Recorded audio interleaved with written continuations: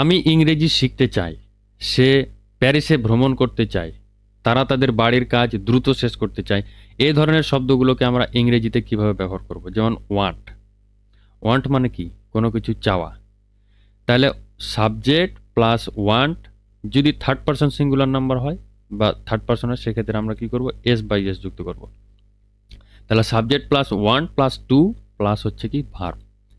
এটা ব্যবহৃত করব আমরা কিছু করার ইচ্ছা প্রকাশ করতে। যেমন আমি ইংরেজি শিখতে চাই, I want to learn English.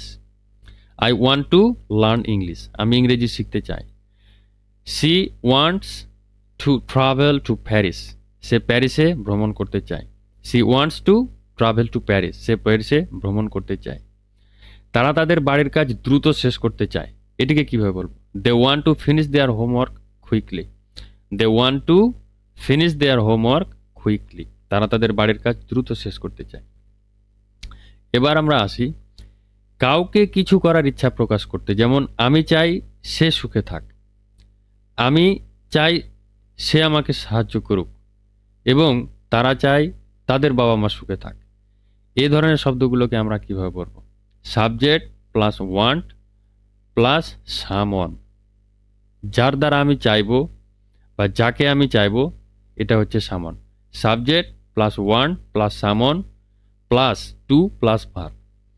যেমন আমি চাই সে আমাকে সাহায্য করুক, I want you to help me, আমি চাই তুমি আমাকে সাহায্য করো, I want you to help me. এবং সে চাই তার ভাই আরও মনোযোগ দিয়ে পড়াশোনা করুক, she wants her brother, she wants her brother to study harder, সে চায় তার ভাই আরও মনোযোগ দিয়ে পড়াশোনা করুক। এবং তারা চায় তাদের বাবা মা সুখে থাকুক, তারা চায় তাদের বাবা মা সুখে থাকুক।